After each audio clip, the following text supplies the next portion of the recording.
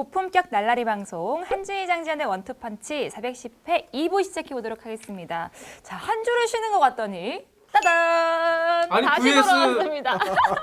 끝난 줄 알았는데 정말 사실 좋아했거든요. 원래 끝난 줄 알다가 다시 좋아요, 하고 그러네. 다시 하고 이렇게 하는 맛이 있는 세상사가 거예요. 쉽지가 않아. 그렇죠, 쉽지 않아요. 오늘도 주제가 주세요. 두 개가 있는데 첫 번째 주제입니다. 바로 여기 안에 들어가 있는데요. 바로 테리발료 대 퍼디치 듀오. 프리미어리그 최고의 지금, 센터백 듀오는 누구인가? 과연 그냥 주세요. 그냥 들어요? 그냥 주세요. 그래요? 네. 섞으나 많아요. 어차피. 뭐야, 도대체. 주세요.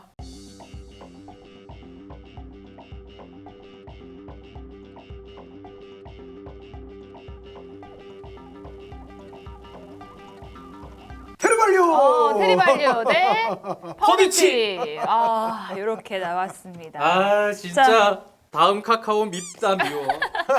누구 나한테 하실래요? 왜 이런 주제를 주냐고. 근데 저는 이렇게 네? 이런 주제 너무 신나요. 두 분이 또 오늘 굉장히 파이팅 넘치게 싸우실 것 같아서 기분이 좋습니다. 자, 그럼 누구부터 하시겠습니까? 첼바 앞에서 테르발료를 제가 찬양해야 되지 않습니까? 그러니까요. 네, 제가 할게요. 첼바 앞에서 그럼 어떻게 하시는지 지켜보겠습니다. 장지현 의원이 언젠가 이런 이야기를 한 적이 있습니다. 반다이크에게 부족한 것이 무엇인가? 아, 반다이크에겐 걸레가 부족하다. 라고 이야기한 바가 있죠. 걸레 수비. 네. 그 걸레의 최고봉 존 테리입니다. 아, 수비는 볼을 통과시키지 않는 게 가장 중요한 거 아니겠습니까? 그렇죠. 상대 선수를 통과시키지 않는 것도 중요하고, 자, 이럴 때는 걸레가 필요합니다. 아. 우리는 우수한 걸레, 명품 걸레가 필요합니다. 명품 걸레가 21세기 모든 수비수를 통틀어 저는 존 테리야말로 가장 명품 걸레라고 생각합니다. 네. 아이고, 그렇게 말하고 보니까 테리 선수가 좀 화낼 것 같아요. 아, 그러니까요. 비하는 거지 칭찬하는 거지.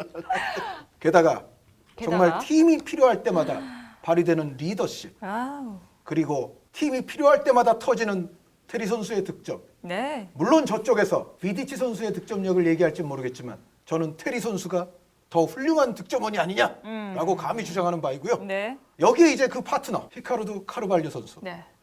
제가 참 좋아하는 선수입니다. 결론부터 말씀드리자면 저는 이따 본 뜻을 물어보시지 않겠습니까? 네. 본 마음도 테르발료입니다. 본방을 미리 얘기했습니다. 오픈하시는 건가요? 네. 여기서 테르발료를 얘기할 때 네. 많은 분들이 퍼디치 쪽이 우세하다고 생각하시는 분들은 아이 테리 오케이 테리까지는 인정. 그런데 카르발료가 조금 약하지 않겠어? 아. 라고 생각하시는 분들이 아마 있을 거예요. 네. 저는 그렇게 생각하지 않습니다. 저는 아주 옛날부터 카르발료 선수가 퍼디난드 선수에 비해서 전혀 뒤지지 않는 선수라고 저는 확신해 왔습니다. 그것은 카르발료 선수는 제가 생각했을 때는 포르투갈의 프랑코 바레시입니다. 프랑코 바레시는 레전드입니다. 전 세계 수비수의 역사를 이야기할 때 절대 빼놓아서는 안 되는 정말 영리하고 좋은 시야, 좋은 공격 가담 능력, 좋은 발기술.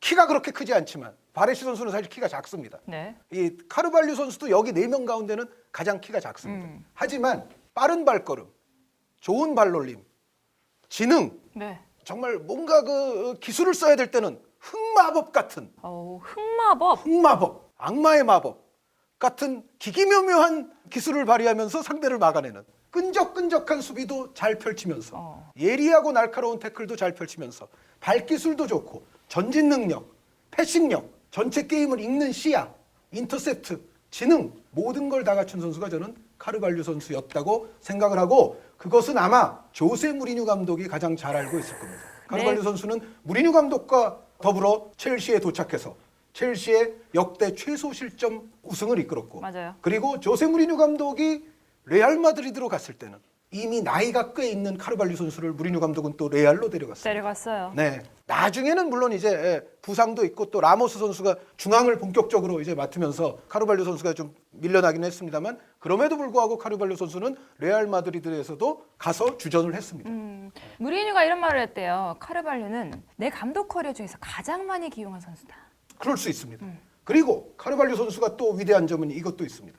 만 38살의 나이에 최고령으로 유로 2016에 참여하면서 유로 2016에서도 여러 경기를 소화를 했습니다. 네. 결승전을 뛰지는 않았지만 38살 수비수가 유로 2016 포르투갈과 더불어서 우승 트로피를 또 들어올렸습니다. 네. 퍼디난드 비디치 누가 그런 메이저 국가대항전 우승 트로피를 들어올렸습니까?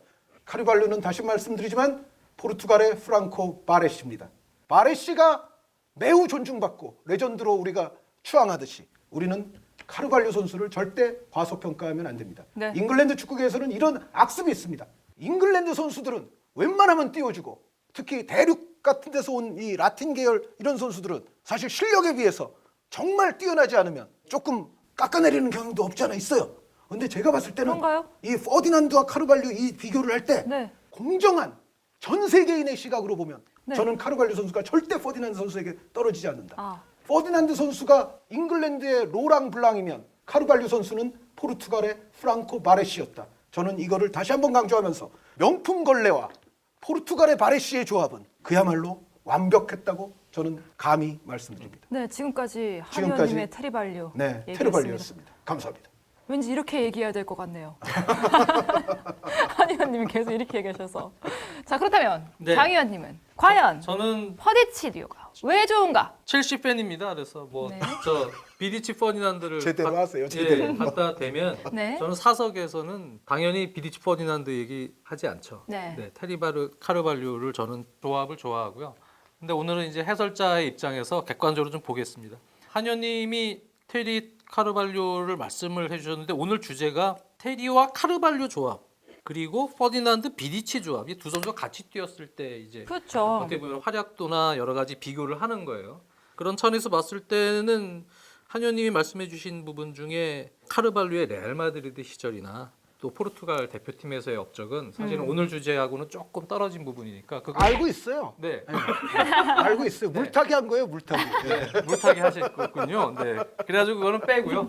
두 선수는 사실 우열을 가리기 힘든 그러한 업적들을 다 세웠습니다. 근데 이제 그렇죠. 한 가지 제가 비디치 퍼디난드를 지금 옹호해야 되는 상황이라면 그러면 이제 어떤 부분이 있냐면 테리 카르발료는 팬들이 얘기하는 제가 기록을 이제 쭉 뽑아왔는데 중요했던 시즌은 역시 포르투에서 챔스 우승시키고 무리뉴 감독하고 같이 2004-2005 시즌 첼시로 왔을 때 그 04-05 시즌 리그 우승을 했죠. 그리고 최고 기록을 세웠죠. 15실점 네. 리그에서 이제 그 얘기를 38경기. 그렇죠. 그 얘기를 이제 많이 하실 겁니다. 비교 우위를 놓고 봤을 때. 그리고 2005-2006 시즌 그 다음 시즌에도 리그 우승을 했고 역시 22실점밖에 하지 않았어요. 첼시는요. 그 다음 시즌도 역시 리그 2위를 했지만 24실점. 수비에서는 상당히 좋았고 챔피언스리그 준결승까지 올라갔습니다. 네. 근데 상대적으로 비디치와 퍼디난드의 핵심 시즌을 보면 역시 비디치에 입단하고 이제 그 다음 시즌부터 06-07 시즌부터로 이제 봐야겠죠. 네. 당시에 리오 퍼디난드와 같이 중앙에서 센터백으로서 활약하면서 27실점 리그 우승을 했고 에게 네, 그 다음 시즌에도 22실점 리그 우승을 했고 22? 그거는 좀 그 다음 그건 시즌에도 만만치 않아. 24실점으로 리그 우승을 했는데 네. 24는 뭐 15에 비하면 그 세 시즌 동안 챔피언스 리그 준결승 올랐고 그 다음엔 우승했고 네. 그 다음엔 결승 갔습니다. 아. 그러니까 사실 전체적인 업적, 그 핵심 시즌 세 시즌을 놓고 보면 전체적인 업적은 비디치 퍼디난드가 우위에 있다고 저는 봐야 돼요. 네, 그거는 이제 3연속 우승을 했고. 그리고 트로피 네. 개수도 저쪽이 좀 많아요. 네, 많죠. 그리고 챔피언스리그 결승 한 번, 우승 한 번, 준결승 한 번이. 그러니까 그리고 챔피언스리그 무패 우승한 적도 있잖아요. 챔피언스리그 무패 우승할 때가 이제 이렇게 무패로 그게 갔죠. 아, 그렇죠. 그래가지고 결국은 공식 기록으로는 뭐 승부 차이까지 가고 그랬지만 무패 우승이라고 봐야겠죠. 이것 따질 때는 테리 선수의 승부차기 실패는 이런 건 고려하는 게 아니에요. 고려 안 하는 겁니다. 왜안 해요? 고려 아니 뭐 어쨌든 간에. 공격수입니까? 뭐 승부차기 네. 못 넣을 수도 그런데 있지. 이제 그 상황에서 냉정하게 보면은 2004-2005 시즌 물론 카르발료도 대단한 활약을 했지만 리그 15실점을 하는 데 있어서 존 테리는 리그 36경기 선발 출장을 했지만 네. 카르발료는 22경기만 선발 출장을 했고요. 아 그거는 우리 저 귀여운 저 갈라스도 있고 했으니까 그렇죠. 물론 갈라스 선수가 네. 왼쪽으로 더 많이 가서 뛰었지만 네. 귀여운 갈라스. 아스날로 왔거든요. 네. 웨인 브리치 또 파울로 페레이라 있을 때 그럴 때 이제 측면 수비도 봐주고 그 공백 매우로 많이 봐주긴 했지만 센터백도 꽤 봤어요. 네, 그 시즌에는. 그래서 그 시즌을 15실점을 일단 존 테리 카르발료의 조합으로만 했다고는 볼 수 없습니다. 엄밀히 얘기하면요. 그만큼 카르발료 경기 출전 숫자가 좀 적었기 때문에. 네. 그리고 사실은 존 테리가 좀 주도적으로 수행했다고 봐야 되죠. 네. 전체적으로 그렇습니다. 네. 2005-2006 시즌도 22실점하면서 리그 우승했는데 그 당시도 역시 존 테리는 36경기 거의 대부분 선발주장이지만 카르발료는 리그는 22경기 선발주장이에요. 이때도 역시 갈라스, 후트 뭐 이런 선수들이 백업들이 교대로 들어간 상황이 있었어요. 그리고 그 다음 시즌도 역시 블라루주가 이제 영입된 시즌인데 블라루주가 센터백을 보는 경우도 있었고 또 존 테리 선수는 그 다음 시즌에는 엉덩이 부상 때문에 한 2달 정도 쉬었었어요. 네. 그래서 경기 수가 그 다음 시즌 리그 2위 할 때 24실점 할 때는 존 테리가 좀 경기 숫자가 좀 조금 적습니다. 그 전체적으로 보면 그 세 시즌만 놓고 보면 이 테리 발료 콤비가 174경기 리그에서 같이 뛰었고요. 네. 반면에 퍼디치 이 조합은 182경기를 같이 뛰었어요. 네. 그러니까 어떤 조합 면에서는 이 두 선수가 조금 더 같이 뛰면서 애게 8경기 차이밖에 안 나는데 그래요. 퍼디치 조합도 2006-2007 시즌부터 리그 3연속 우승을 했는데 네. 그 세 번째 우승하던 시즌에는 퍼디난드도 잠부상이 좀 있었어요. 그래서 퍼디난드가 그 중요한 경기인데 다 뛰었어요. 근데 사실 여기서 중요한 건 물론 까르발료도 그랬긴 했지만 까르발료는 중요할 때 갈라스도 막 들어온 적이 있는데 그래도 퍼디난드는 그때 중요한 경기는 다 뛰었어요. 임팩트 있는 경기. 네, 그래가지고 전체적으로 큰 역할을 뭐 했었습니다. 네, 근데 크게 보면은 이제 그 핵심적으로 테리 카르발류가 강하게 더 우세하게 인정을 받을 수 있는 핵심 기록인 15실점 04-05 시즌은 앞서 말씀드린 대로 그러한 부분이 있었다. 네. 그렇게 카르발류 얘기할 수 선수가 있고요. 더 뛰었으면은요 5실점 했어요. 5실점. 사람아. 카르발류 선수가 그거밖에 안 뛰었기 때문에 그게 15실점 한 거야. 이번에. 이기지 마세요. 그런 식으로 가정을 아니, 하지 마시라니까. 만약에 네. 만약에 아니 그거 말은 바로 해야지. 저 첼바로서 첼바 옷 벗어 오늘부터.